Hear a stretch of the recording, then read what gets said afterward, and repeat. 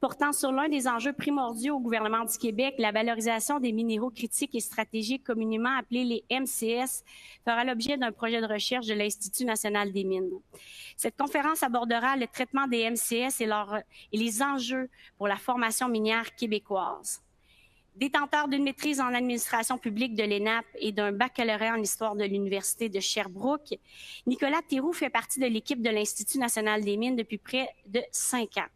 Ayant pour mandat d'effectuer des recherches visant à mieux documenter les innovations en formation minière à l'échelle mondiale, il se spécialise notamment dans l'analyse des tendances susceptibles d'avoir un impact sur la formation minière au Québec.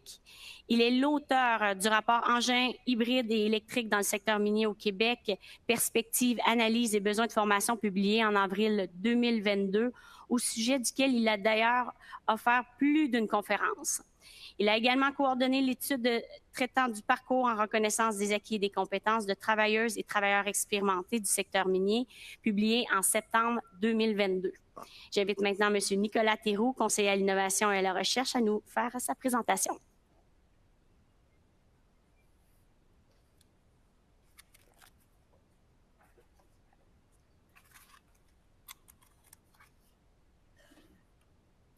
Merci beaucoup, Mme Lacroix.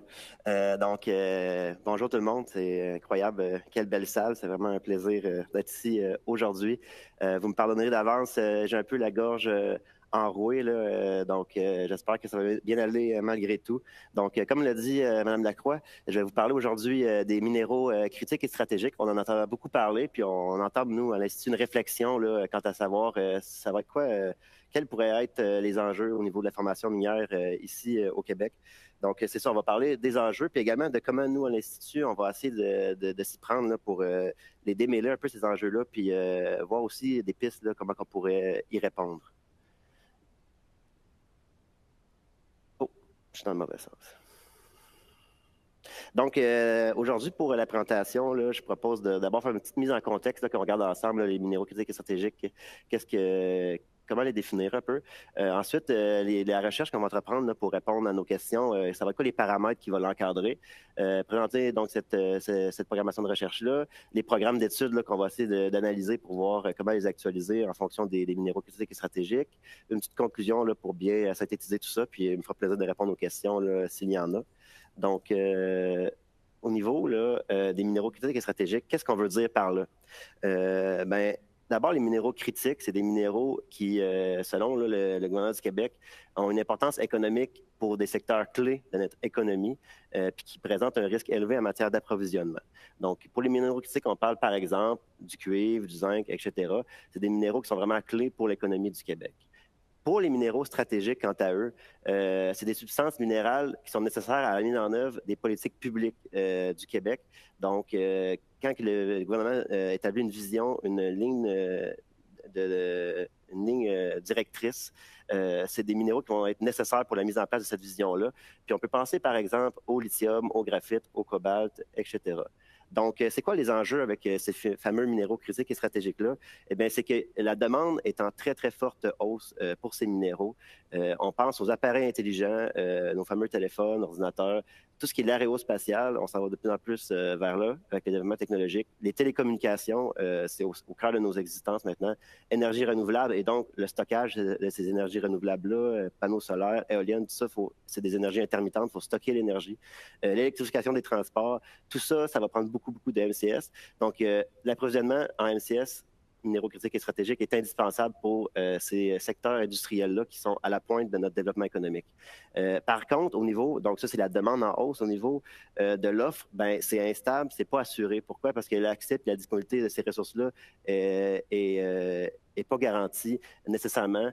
Puis il y a des fortes pressions, je dirais, commerciales, économiques et politiques là, pour avoir accès à ces ressources. Donc, ici, on peut voir un petit graphique. C'est peut-être un peu petit là, pour les gens dans la salle. L'important, c'est de voir entre 2018 et 2050 l'évolution de la demande pour ces minéraux-là, comment que ça va évoluer. Qu'est-ce qu'on se rend compte, en fait? C'est que pour certains minéraux, ça peut aller jusqu'à près de 500 % d'augmentation de la demande. Donc, on peut penser, par exemple, au lithium et au graphite, là, qui sont les deux dont l'évolution de la demande anticipée sera la plus importante. Donc, 500 %, c'est une hausse très, très fulgurante. Et puis, voilà.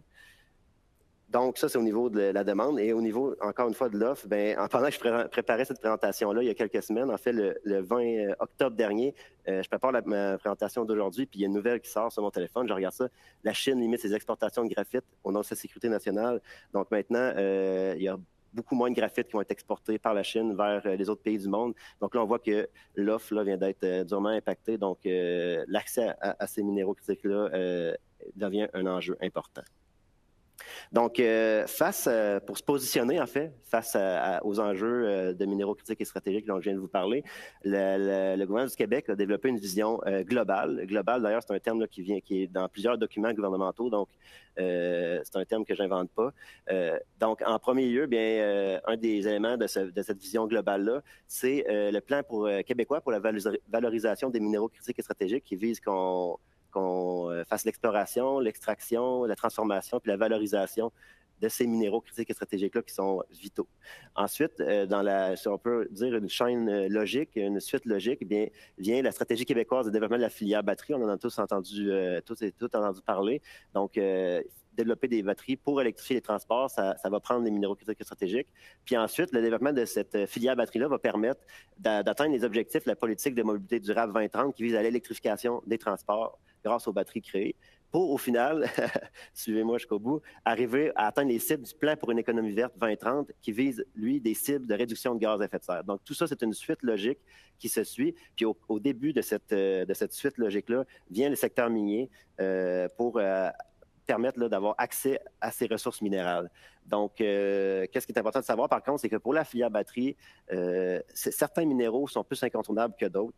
Puis je vous les présenterai d'ailleurs dans quelques instants. Donc, c'est pour ça que dans la stratégie québécoise de développement de la filière batterie, on parle qu'il va être important d'exploiter et de transformer certains minéraux là, pour qu'on puisse fabriquer des batteries au Québec.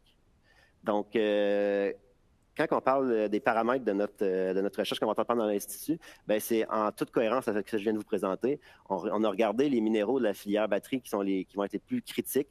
Donc, il y en a les 4 parmi les plus critiques, c'est le lithium, le graphite, le nickel et le cobalt. Puis nous, à l'Institut, on a décidé là, dans notre projet de recherche là, pour entrevoir les impacts de l'exploitation de ces minéraux-là sur la formation minière, de se concentrer sur le lithium et le graphite.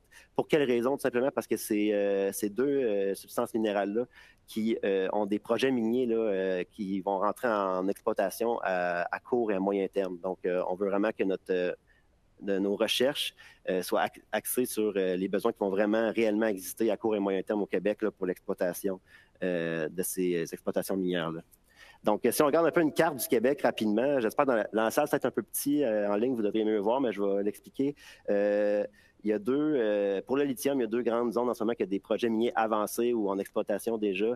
On voit vraiment au niveau de l'Abitibi-Témiscamingue et au niveau également de la baie James.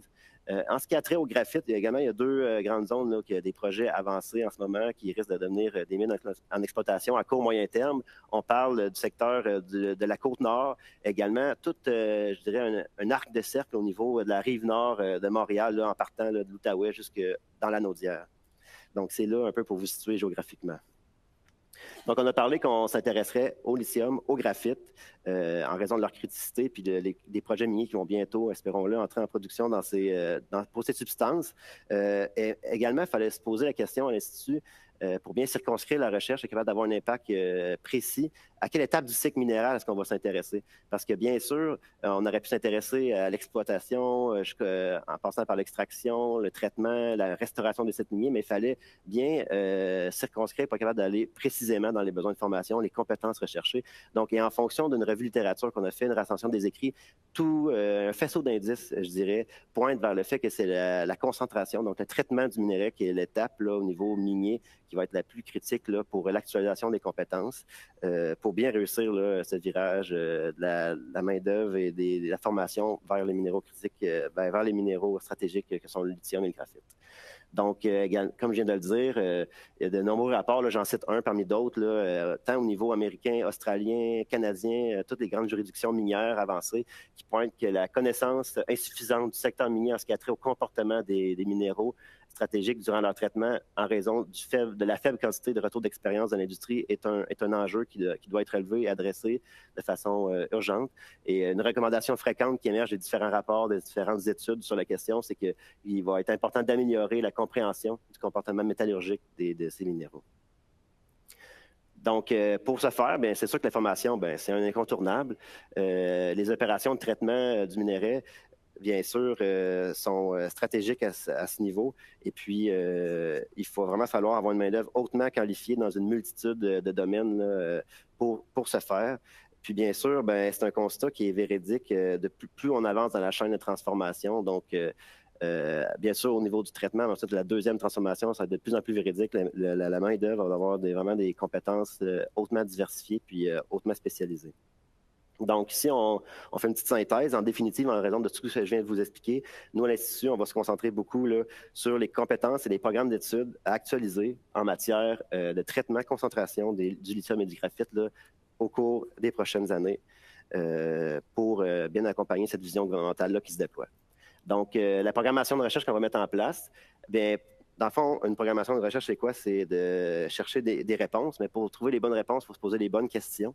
Donc, la question qui va guider notre réflexion, ça va être dans un contexte où le gouvernement du Québec, ainsi que de nombreuses parties prenantes, à la fois publiques, oui, mais aussi privées, font de la valorisation des minéraux stratégiques là, une priorité. De quelle manière est-ce que la formation minière offerte ici au Québec, elle doit s'adapter afin de pouvoir accompagner rapidement, mais aussi efficacement, cet effort de valorisation.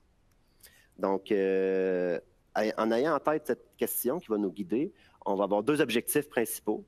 D'abord, premier objectif, définir les principaux impacts associés au traitement de certains minéraux stratégiques, donc le lithium et le graphite, sur les compétences qui sont requises par la main-d'œuvre dans les usines de traitement du minerai. Puis ensuite, une fois qu'on va avoir un peu mieux circonscrit ces questions, le deuxième objectif, identifier une liste restreinte de programmes d'études et de formation qui sont offerts ici au Québec pour analyser et évaluer là, quel contenu peut être actualisé pour être capable là, de travailler optimalement, que la main-d'œuvre soit capable de travailler optimalement au traitement là, de ces deux substances minérales. Bien sûr, l'objectif 2 va être en cohérence avec tout ce qu'on va avoir découvert en réalisant l'objectif 1 au niveau des impacts là, sur la main-d'œuvre. Donc, comment on va travailler pour arriver à trouver des réponses à ces questions? Bien, ça va être en deux étapes. Donc, une première étape qui est en cours de réalisation en ce moment même. Année 1 de la programmation, 23-24, on va définir et structurer le projet. Ça, c'est fait. C'est ce que je vous présente aujourd'hui avec une recension des écrits, revue littérature, consultation des parties prenantes. J'y reviendrai. Quelles sont-elles? Également, sélection des programmes qui seront analysés au cours des prochaines années. Puis ensuite, une deuxième étape qui va se mettre en branle l'année prochaine pour 3 ans, avec à chaque année un programme d'études ou de formation qui va être analysé, scruté à la loupe, encore une fois en partenariat avec les établissements et également tous les autres partenaires, pour arriver à voir comment on peut actualiser les programmes. Et le cas échéant, si on voit qu'il y a des choses qui peuvent être actualisées, des recommandations au ministre, au ministère de l'Enseignement supérieur ou de l'Éducation. Donc, comme je vous parlais, les partenaires vont être excessivement importants. Nous, à l'Institut, on se fait un devoir de toujours travailler en concertation, en collaboration. Donc, ce travail-là de recherche, ce projet-là de recherche va être fait, il est déjà en fait avec des partenaires, puis il va continuer d'être fait avec des partenaires tout au long. Bien sûr, en premier lieu, les établissements d'enseignement qui offrent ces programmes vont être avec nous tout au long. Les entreprises minières sont déjà consultées, vont continuer d'être consultées tout au long également du projet. Les centres de recherche également, il ne faut pas les oublier, il ne faut pas les sous-estimer. Ils ont leur rôle à apporter puis ils sont déjà mis à contribution et continueront. Également les ministères concernés. On pense, oui, bien sûr, au ministère de l'Éducation, de l'Enseignement supérieur, mais tous les autres ministères concernés par la formation dans le secteur minier, que ce soit ressources naturelles, les forêts, ou emploi, bien sûr, seront également mis à contribution. On va travailler en collaboration avec eux. C'est un désir qu'on a. Donc, puis il y a vraiment un partenaire stratégique à cette étape-ci du projet. C'est le CETRI, donc le Centre technologique des résidus industriels, qui est situé à Rouyn-Noranda, qui ont une expertise en traitement du minerai, donc qui nous accompagne avec un service conseil et leur expertise là, au niveau du traitement du minerai pour vraiment s'assurer d'être à la fine pointe de la connaissance dans ce domaine, puisque c'est cette étape du cycle minier là, qu'on va favoriser pour le projet de recherche. Donc, pour la sélection des programmes, je vais peut-être passer un peu vite, pour la sélection des programmes qu'on va analyser, donc la sélection n'est pas encore réalisée, mais elle sera faite au cours des prochains mois. Donc, puis de quelle façon on va s'y prendre? Bien, dans un premier temps, recension des écrits sur les compétences de la main-d'œuvre pour le traitement du minerai. Donc, on va aller voir, on fait une recherche, mais on ne part pas de zéro, on va aller voir ce que les autres chercheurs, les universitaires, les entreprises privées ont publié, ont fait comme documentation sur le sujet. On va tout rassembler ça. Ensuite, en partant de cela, on va rajouter également les besoins des entreprises qui œuvrent dans le graphite, dans le lithium. On va les questionner, les interroger sur leurs besoins, puis on va pouvoir ainsi avoir une bonne synthèse de leurs besoins. On va rajouter à ça également des groupes de discussion, puis des échanges avec les programmes, les enseignants, les coordonnateurs de programmes, des établissements d'enseignement qui offrent des programmes miniers. Et au final, avec toutes ces informations-là qu'on va avoir colligées, en parlant à tous ces acteurs, on va faire une synthèse, puis la synthèse va nous permettre d'identifier les programmes qui seront favorisés pour l'étude.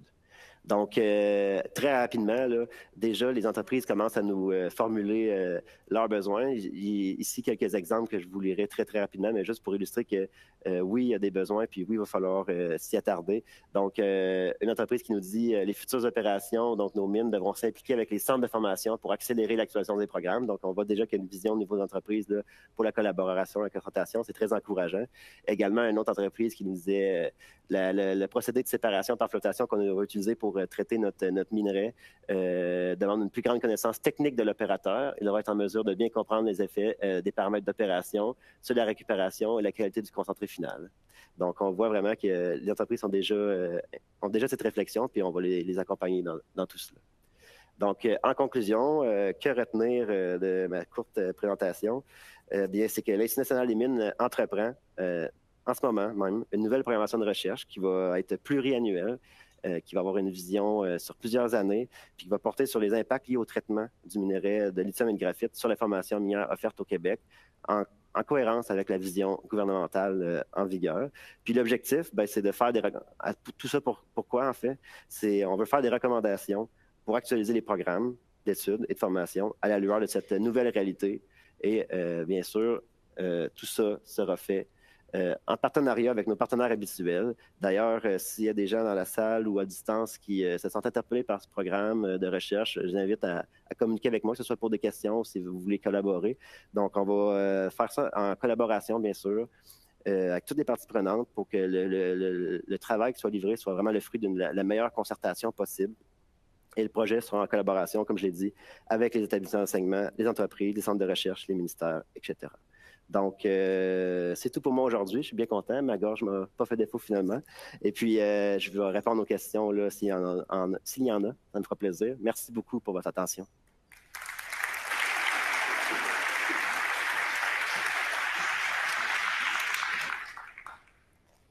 Évidemment, on a déjà une première question en ligne. Comme vous le savez, le colloque se tient dans la belle région de la Côte-Nord. Et évidemment, c'est une question de circonstance. Pourquoi le fer ne fait pas partie de cette recherche? Excellente question. D'abord parce que, en premier lieu, je dirais, c'est parce qu'on voulait vraiment s'intéresser aux filières qui n'ont pas déjà une expertise, une chaîne de valeur bien établie au Québec.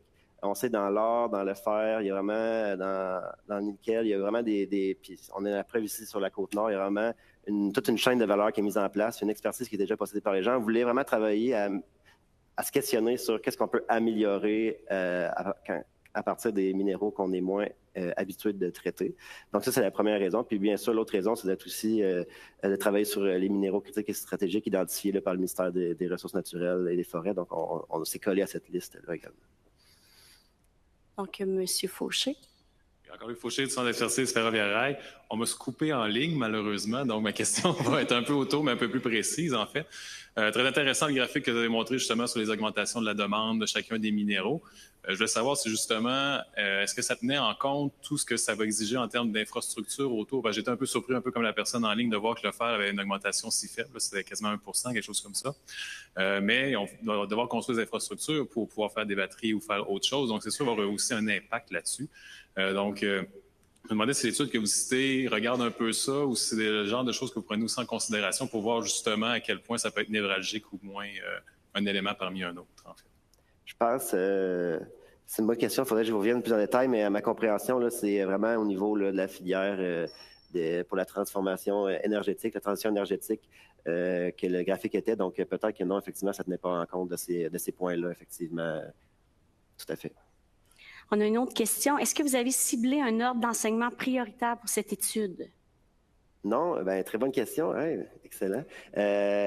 Non, on n'a pas ciblé d'ordre d'enseignement parce qu'on pense, puis on va le valider là, avec toutes les données qu'on va aller chercher. Mais déjà, à première vue, on constate que vraiment les besoins de formation vont être interordres. On pourrait penser à tort que ce serait simplement les métallurgistes qui devraient augmenter leurs compétences, mais c'est vraiment les techniciens au niveau de la formation professionnelle également. Tout le monde va devoir s'actualiser, se mettre à jour, faire la formation continue s'il y a lieu. Donc non, il n'y a pas d'ordre prioritaire. Tous les ordres seront assurément évalués puis actualisés le cas échéant. Est-ce que c'est tout pour les questions? Est-ce qu'il y en a d'autres qui ont des questions? On a quelques minutes encore devant nous. Non, parfait. Marie-Pierre, est-ce qu'on a d'autres en ligne? Ah oui, Monsieur Drissa, Nicolas, oui. Très belle présentation. Merci, Drissa. Nous avons collaboré ensemble dans des projets passés. Est-ce que dans votre programmation, je vois que le début, c'est le lithium et le graphite. Est-ce que ça va s'étendre aux autres minéraux critiques que vous avez identifiés? Si c'est le cas, est-ce que vous avez identifié d'autres partenaires? Excellente question. Wow, le niveau de question est excellent. Ben, l'idée, en fait, c'est de commencer à quelque part. Donc, puis plus le projet est large, plus c'est long à livrer. On veut arriver avec des résultats rapidement. Donc, l'idée aussi, c'est de développer un peu un modèle puis de le tester avec ces deux minéraux-là. Puis ensuite, la méthodologie va être disponible, va avoir été testée. Puis ensuite, on va pouvoir l'apprendre puis l'appliquer sur d'autres minéraux, là, le cas échéant. Donc, c'est ça aussi l'idée, c'est au lieu d'essayer de trop embrasser large, d'y aller rapidement avec des minéraux restreints. Puis ensuite, on va pouvoir voir la façon qu'on peut l'appliquer pour les autres. On va avoir développé une méthode de travail. Donc, oui, les autres substances minérales pourraient, après coup, faire l'objet du même travail. Et à quel moment, là, on pense peut-être la diffusion éventuellement des recherches? Sûrement à l'été prochain. À l'été? Oui, lorsque cette belle neige aura fondu. Exactement. Mais merci beaucoup, M. Nicolas Théroux, conseiller d'innovation à la recherche à l'Institut national des mines.